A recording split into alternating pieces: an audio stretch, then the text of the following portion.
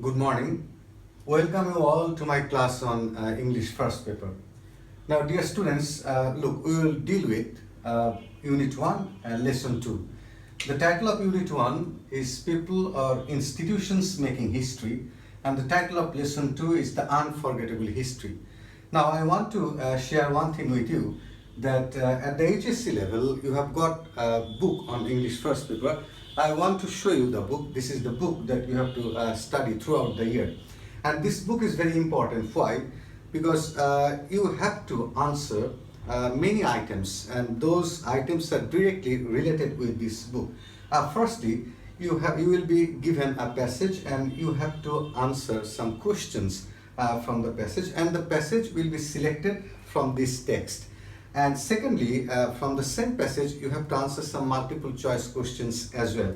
Now, apart from this answering questions and multiple choice answers, you have to also write summary on a passage that will be given, and that passage will also be selected from this book. So firstly, you have to answer questions and answer some multiple choice questions as well from a passage, and that passage will be selected from this book. And then you have to also write a summary on a given text, and that passage will again be selected from this text. And then you have to write an item which is known as flowchart. And in order to write flowchart, again you will need a passage, and that passage will also be selected from this text. Now you know that these passages, since these passages will be selected from this book, that is why your understanding and your reading of this book has to be very clear. Now, dear students, I want to tell you one more thing, that apart from the items I have already said, that means question answer, multiple choice questions, and then summary writing, and again flowchart writing, I will discuss these things later in my later classes, in my next classes, because it's not possible to discuss all the items in a single class. There are some new items as well, like flowchart. There is an item like theme, which is also new to you all. And these items will be gradually discussed in our classes. And you know that apart from question answer, multiple choice questions, summary writing, and flowchart writing, there is theme writing as well. And in theme writing, you can be given either a poem or a text. And sometimes we see that the poem which is given for writing theme, that poem is also selected from this text, the text I showed you. And that is why you have to understand, and you can easily guess that how important the book is for you. And moreover, you have to write a paragraph, and that paragraph is supposed to have a kind of link and relation with the lessons you will read in these classes. I said that the book that I showed, that book consists of 15 units, and each unit consists of a few lessons. Say for example, some units contain 2 or 3 lessons, and some units contain 4 lessons or 5 lessons. But all those lessons are very important for you. And when you will read the lessons, remember one thing, you have to understand the meaning of the words. I mean, the vocabulary is also important. Why the vocabulary is important? Because there is fill in the gap activities, like fill in the gap with clues, fill in the gap without clues. So sometimes even the fill in the gap activities are also selected from that text. And so for that reason, you have to read the text very carefully, very sincerely, because I have already mentioned the necessity of understanding, the necessity of reading the text, because many of the items that you have to answer are directly or indirectly related to the text. Now, when you will read, you have to understand the meaning of the vocabulary, synonyms and antonyms. You have to again develop a quality to summarize the text, and at the same time you have to develop another quality to identify clauses and phrases, because you will require your knowledge of phrases in order to answer, flowchart. That's why you have to also understand what is clause, what is phrase. Now these things are very important for you, and all these things will be discussed in the class gradually.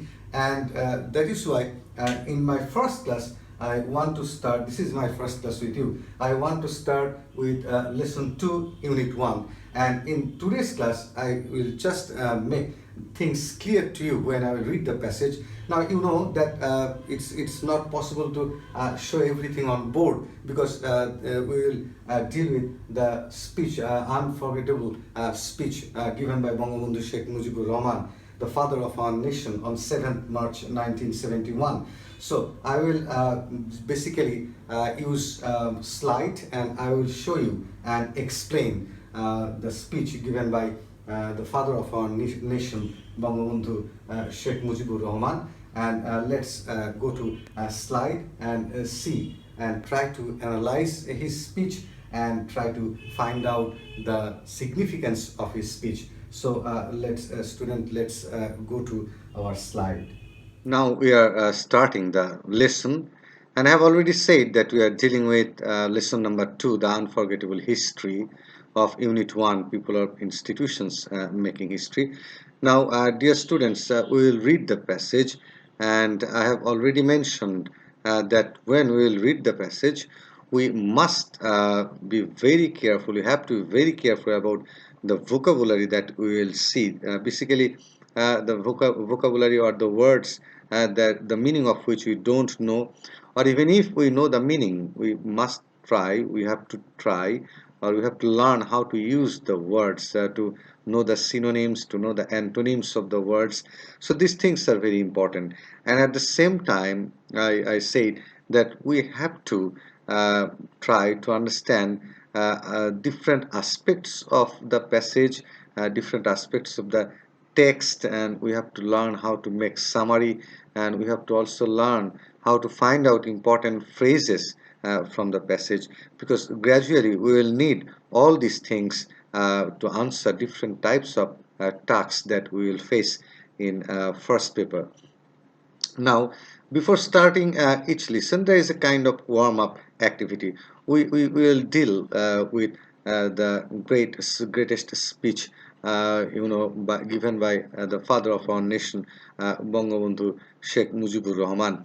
And the warm-up activity suggests basically, to make the students to be free in the classroom, to have a kind of good relationship, to have a kind of familiarity with the aspects that they are going to read, a kind of background knowledge whether they have or not. Now over here we see some questions which can be asked to the students, and if I also ask you that what do you know about Bangabandhu Sheikh Mujibur Rahman. Now you all know that he is the father of our nation, and his role in the independence war, you are quite familiar with his role. Now it is your responsibility, basically the responsibility of the students, to say something about this great leader. Now you will try, before when I will discuss this passage, when I will explain different aspects of his speech in this lesson, before going to listen to those discussion, if you ask yourself these questions in the warm-up activity, and if you want to find out the answer before attending this class, it will be better, because this knowledge, I mean background knowledge, and if you just talk to yourself, or if you just ask yourself that how much do you know about our great leader, and about the father of our nation, and just try to say something yourself, and then let's go to the passage. Where is he giving the speech? What was the time? So when did he give the speech, and what was the time? What is the significance of the speech? Very important. The significance of the speech on this activity, or on this statement, or this idea, you will face some paragraphs. Sometimes we see that in the examination, a kind of paragraph is given which is focused on the significance of Bangabandhu's speech delivered on 7th March 1971. Have you ever heard the speech? Of course, you have heard this speech many times, and where. So these questions, basically make you familiar with the lesson that you are going to read, because all of you must have heard the speech delivered by Bangabandhu Sheikh Mujibur Rahman on 7th March 1971. So the question asks that where did you hear it, the speech? Where did you hear the speech? And what is the significance of the speech? So this answer, if you try to give the answer of these questions, this answer will make you familiar, will make you quite adjusted with the passage, and you will be in that case to some extent free when you will read the passage. So this is called warm-up activity to just make you familiar with things that you are going to read. Now let's go to the speech of Bangabandhu. How does he start? How did he start? My brothers, this speech given by Bangabandhu Sheikh Mujibur Rahman is so familiar, is so popular across the globe, across the world, that everybody knows about this speech. And my brothers, I stand before you today. So when did Bangabandhu deliver this speech? You know that in situation he delivered this speech when the people of Bangladesh, they were waiting eagerly to hear that what he was going to say on that day. And the people of Bangladesh, all the people of Bangladesh were very eager to know what Bangabandhu was going to say on that particular day. And he starts in this manner. Now, what you will notice in this passage, not only the vocabulary, not simply the main points of this speech, but also the tone he used, the language he used, the vocabulary he used, the simile, metaphor, I mean the kind of comparison he used, the kind of emotions he created among the people through his speech. Through his speech, he tried to motivate the people of Bangladesh. He tried to inspire the people of Bangladesh, and the kind of language he used in his speech, the language was, so friendly, so familiar, and the language was so much full of spirit that the people of Bangladesh, they were inspired by his speech instantly. And how does the speech start? He says, I stand before you today with a heart overflowing with grief. So he says that I am standing before you today with a heart which is overflowing with grief. That means his heart is full of grief. His heart is full of agonies, full of pains. So with a heart full of pains, he is standing in front of the people. So he's sharing his emotions with people. He's saying that I am also very sad today, and with a heavy heart I am standing before you. I am not in a good state of mind. So he prepares the audience, he prepares the people who came to hear him speak in such a way that the people themselves found a kind of, spiritual or psychological similarity with Bangabandhu. You are fully aware of the events that are going on and understand their import.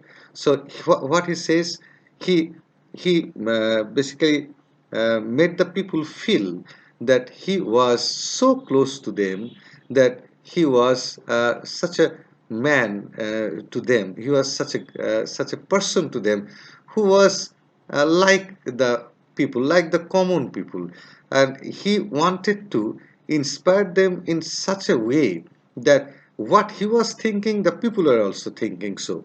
That is why he said that you are fully aware of the events that are going on and understand their import.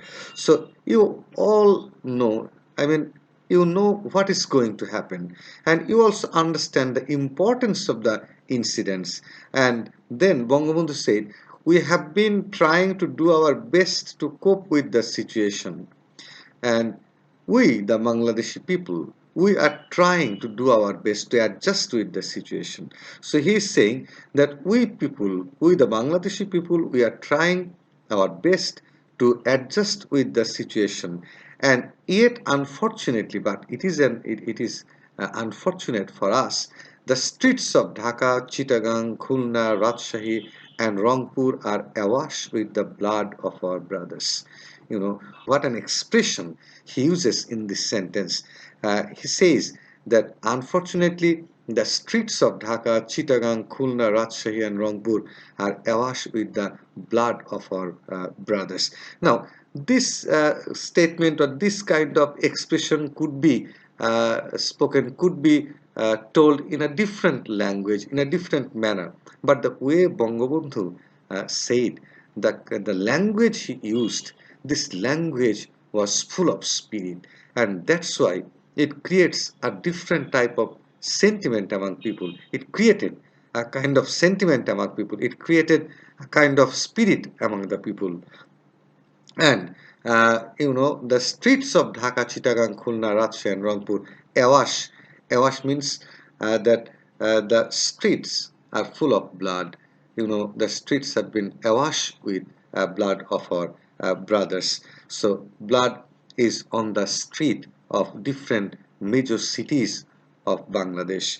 The people of Bengal now want to be free. The people of Bengal now want to live, and the people of Bengal now want their rights. So Bangabandhu said that the people of Bengal, they wanted freedom, and the people of Bengal, they also wanted to live, they wanted to survive, and the people of Bengal now want their rights. So his expectation, his desire, and the desire of the people was same.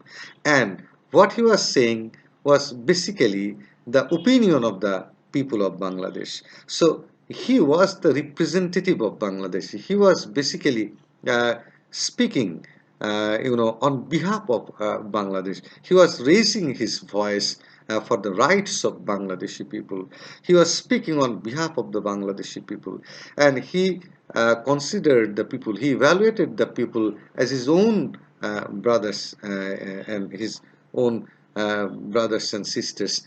And that he was saying people of Bengal now want to be free. So he knows the sentiment of the people of Bangladesh.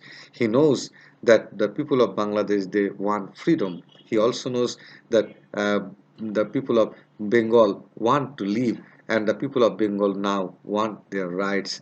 And these aspirations, these expectations of the people of Bangladesh was fully known by Bangabandhu Sheikh Mujibur Rahman, and that's why he was basically telling the thoughts of Bangladeshi people in his speech given on 7th March 1971. So what we see in this slide at the beginning of Bangabandhu's speech, that he started in such a manner, he started in such a style that his style, his language, his expression, his use of words, everything was inspiring, and that is why his speech is so important and so popular everywhere in the world. Now, he continued, "What have we done that was wrong? After the elections, the people of Bangladesh voted as one for me, for the Awami League. We were to sit in the National Assembly, draft a constitution for ourselves there, and build our country. The people of this land would thereby get economic, political, and cultural freedom." So what Bangabandhu said? Bangabandhu said, did we make any mistake? And what was our mistake? Why are we enduring so much pain? Why are we oppressed by the Pakistani rulers? What wrong have we done? After the elections, there was an election. And what happened in the election? The people of Bangladesh voted as one for me. The people of Bangladesh gave me vote. They wanted to elect me. For the Awami League, they gave vote for Awami League. We were to sit in the National Assembly, and according to law, we were supposed to sit in the National Assembly, draft a constitution, and why we were supposed to draft a constitution for ourselves there in the assembly. and build our country. And what we would do after drafting the constitution? We were supposed to build our country. The people of this land would thereby get economic, political, and cultural freedom. And after that, we would definitely get economic, political, and cultural freedom. So there was nothing wrong in our strategy. There was nothing wrong in our expectation. There was nothing wrong what we did, and because we won the election. But it is with regret that I have to report to you that today that we have passed through 23 tragic years. But what is tragedy for us, that we have spent 23 years, tragic years. Bengal's history of those years is full of stories of torture inflicted on our people. And what happened in those 23 years? We were inflicted pains, we were inflicted tortures. The Pakistani rulers, they inflicted tortures on us, they inflicted oppressions on us, they suppressed us, and they tortured us. And that is the history of 23 years, Bangabandhu said, of bloodshed by them repeatedly, and they have shed our blood repeatedly. 23 years of a history of men and women in agony. And not only that, this 23 years is basically the years of agonies, basically the years of pains and sufferings for Bangladeshi people. So what Bangabandhu said over here, that he emphasized on the torture, he emphasized on the oppression and suppression that the Pakistani rulers inflicted on us. And he also said, Bangabandhu also said that we were being tortured, we were being oppressed and suppressed by the Pakistani rulers for long 23 years.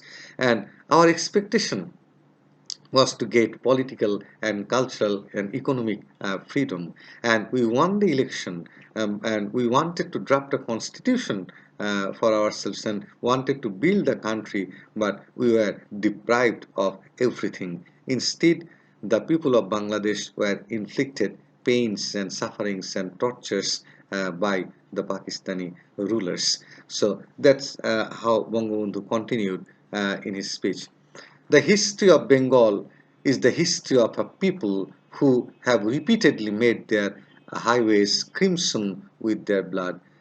Uh, I said at the beginning that the spirit you will see in Bangabandhu's speech, the kind of motivation, the kind of encouragement, the kind of fiery spirit, the kind of aspiration and guideline for our fight, liberation war, and he gave almost everything, every kind of directive is given in his speech, and he used arguments in his speech in such a beautiful style that gradually he will show that why are we now thinking about war, thinking about our freedom fight, because we tried our level best to adjust with the Pakistani rulers, but they made us compelled, they forced us,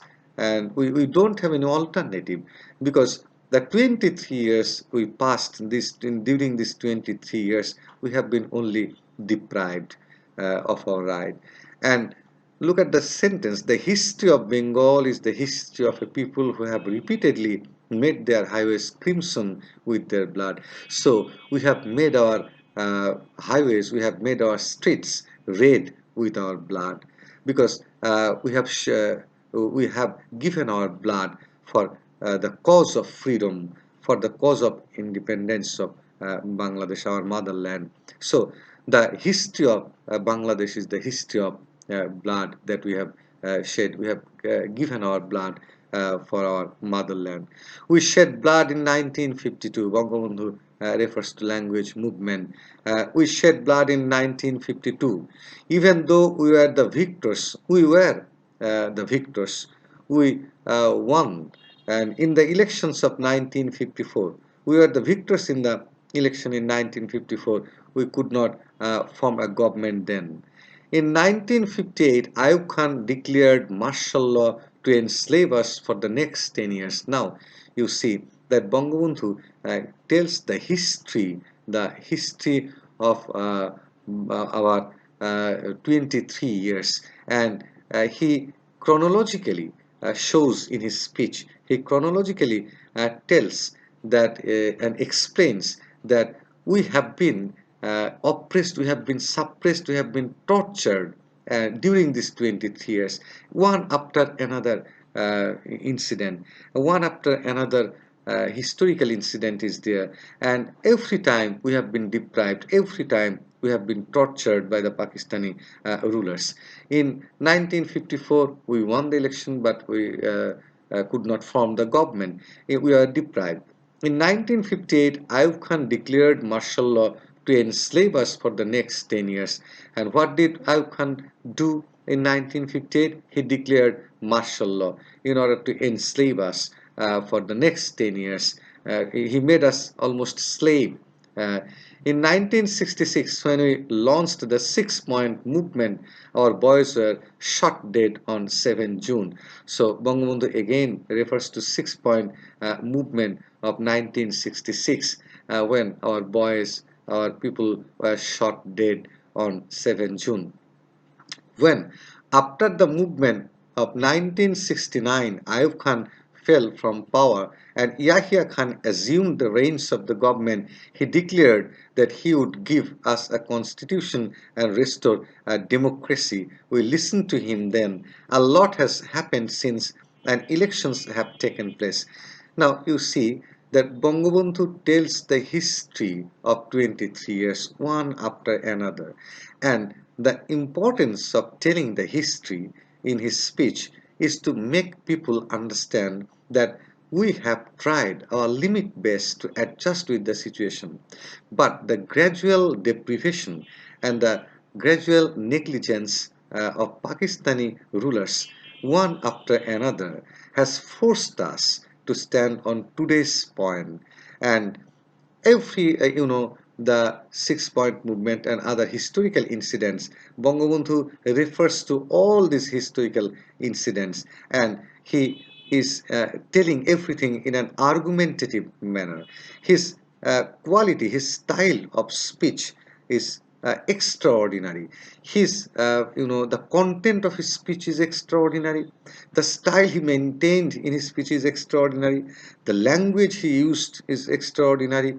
The vocabulary he used is extraordinary. Everything, and the simile, the metaphors, the comparison, the kind of imagery he used in his speech, everything is extraordinary, and that is why his speech is so popular and so familiar everywhere in the world. And this is the speech which basically paved the way of freedom in 1971.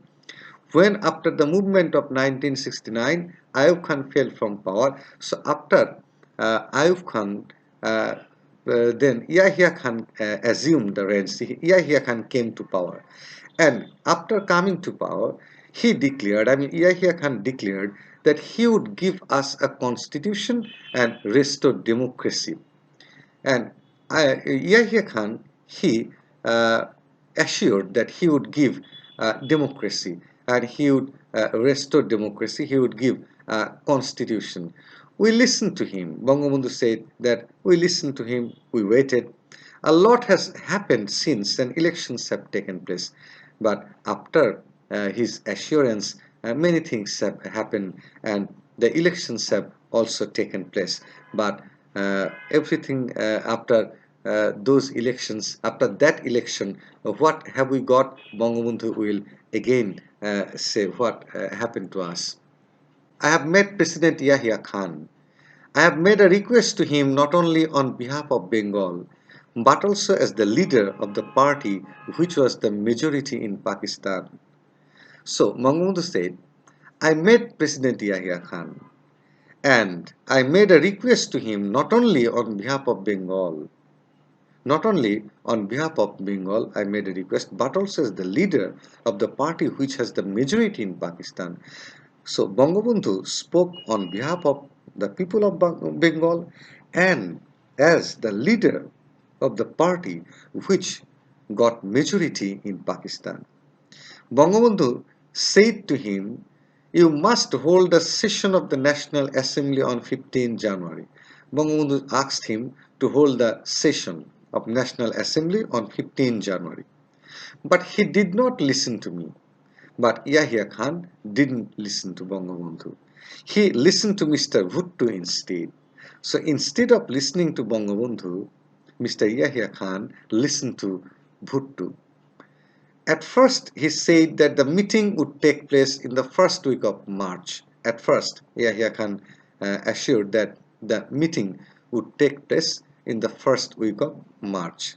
We said, "Fine, we will be taking our seats in the assembly then." Bangabandhu said, "Okay, if the meeting takes place at that time, then we will take our seats in the assembly." I said, "We will carry out our discussions in the assembly." Bangabandhu said that we would also carry out our discussions. We will discuss everything in the assembly. I went so far as to say that if anyone came up with an offer that was just, even though we were in the majority, we would agree to that offer. This remark, this sentence, or this statement by Bangabandhu proves that how much sacrificing tendency, how much logical tendency he cherished in his mind. He said that even if there was a single person who could convince through logic, then we would agree with him. So this sentence proves that Bangabandhu was very much logical everywhere. So his speech is very symbolic. In his speech, you will discover that the spirit of freedom. You will discover that how a great leader can convince, how a great leader can suggest, how a great leader can give advice and directives to the people in such situation. Mr. Bhutto came here. He carried out discussions with us. So Mr. Bhutto came and he carried out discussions with us. He had said that the doors of negotiations had not been shut and that there would be further negotiations. And what he said that the doors of negotiations had not been shut and that there would be further negotiations. So, understanding, there was the chance, there was the possibility, there was the opportunity of understanding. The opportunity of understanding was still there. I then had talks with other leaders, Bangabandhu said. I said to them, "Come and sit down with us. Let's create a constitution for ourselves through discussions." So Bangabandhu said that I talked to other leaders and I said to them, "Let's sit down and let's create a constitution for ourselves through discussion." But Mr. Bhutto declared that if West Pakistani members came here, the assembly would end up as a slaughterhouse. Now, this is completely illogical. So, Mr. Bhutto, what he declared that if Pakistani members came here, the assembly would end up as a slaughterhouse. So, there was no logic behind this statement because Mr. Bhutto was he was trying to avoid this sort of meetings. He was trying to avoid this sort of, assembly.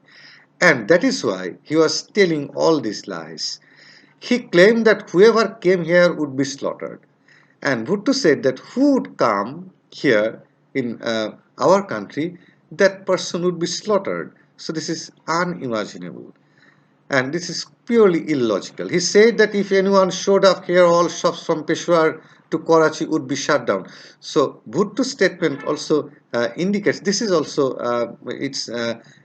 fabricated claim, fabricated opinion by Bhutto. He was telling everything which was not right. And Mr. Bhutto was that kind of person who was obviously he was against our freedom, and he was lying. He was not telling the truth, and he was just trying to avoid this sort of discussion. I declared that the assembly would continue to meet. Bangabandhu said that he declared that the assembly would continue. But suddenly on the 1st of March, the assembly was shut down. But the assembly was suddenly shut down. Mr. Yahya Khan called the session of the assembly in his capacity as the president, and I declared I would be attending it. But Mr. Yahya Khan, in his capacity as he was the president, he declared that the assembly would continue. And Bangabandhu said that I would be attending the assembly. Mr. Bhutto said he would be part of it.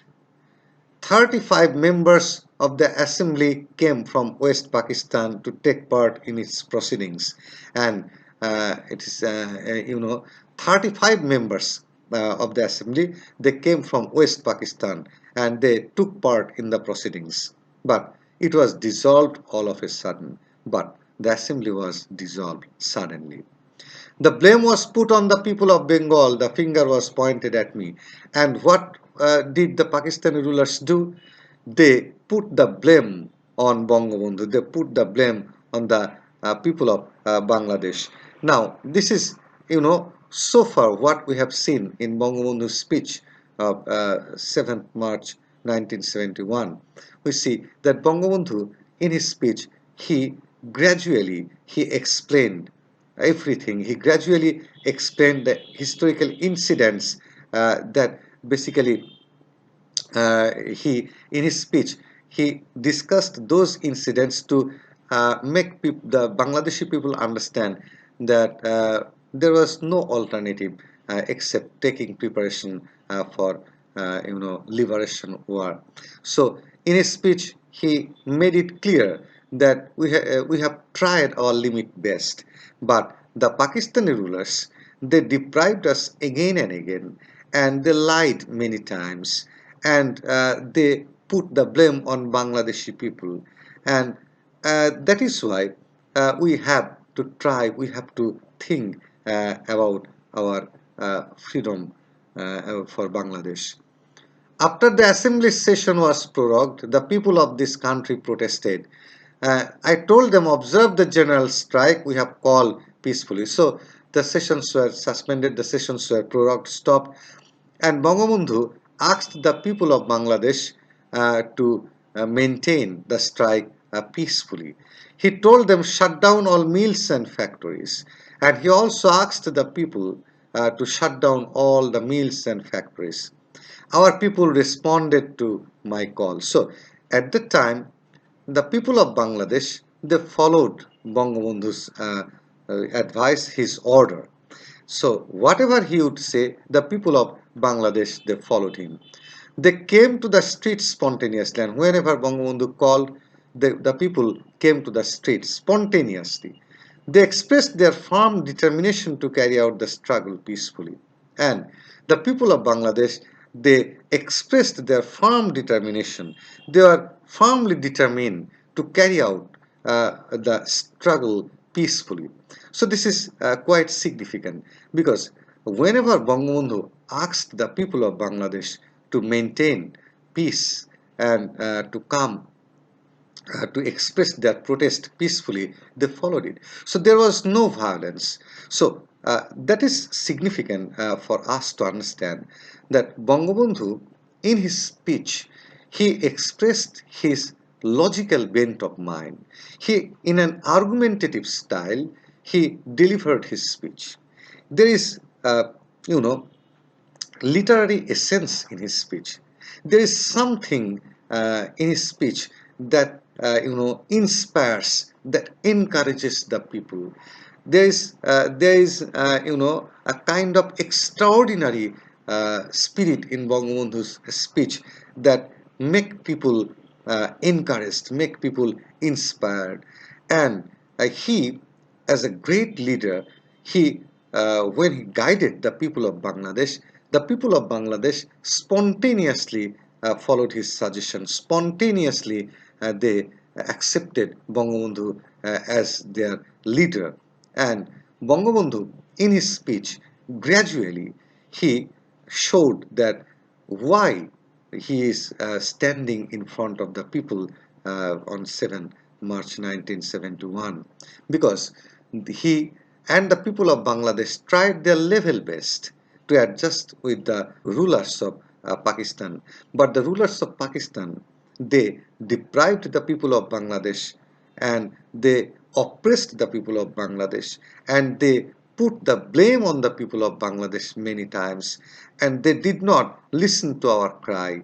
They did not listen to our pains and agonies. They didn't listen to our sufferings. So that is why the people of Bangladesh became determined, and they became determined under the leadership of Bangabandhu Sheikh Mujibur Rahman. And the significance of Bangabandhu's speech is we will again explain the speech of Bangabandhu in our next class. But remember one thing: the significance of his speech is that he maintained his speech in such a great scale that it's quite unbelievable. This speech is popular, this speech is familiar, this speech is extraordinary from different point of views. There is extraordinary spirit in his speech. There is extraordinary use of inspiration in his speech, extraordinary simile, metaphors in his speech, and extraordinary the language in his speech, argumentative style in his speech. So his speech is a symbol of motivation. His speech is a symbol of inspiration, encouragement. His speech is a symbol of independence, and his speech is a symbol of protest against the oppressors of Pakistan. And his speech also is a symbol of the urge, is the symbol for of desire for freedom of Bangladeshi people.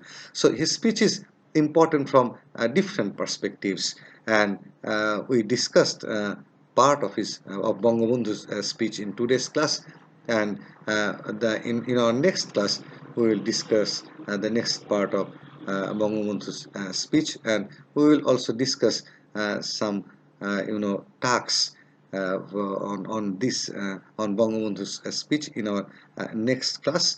And till then, I would like to request you to read the text, to buy the text. This text is available everywhere in Bangladesh, and you can buy it from the market. I showed you the text, and I will request you not to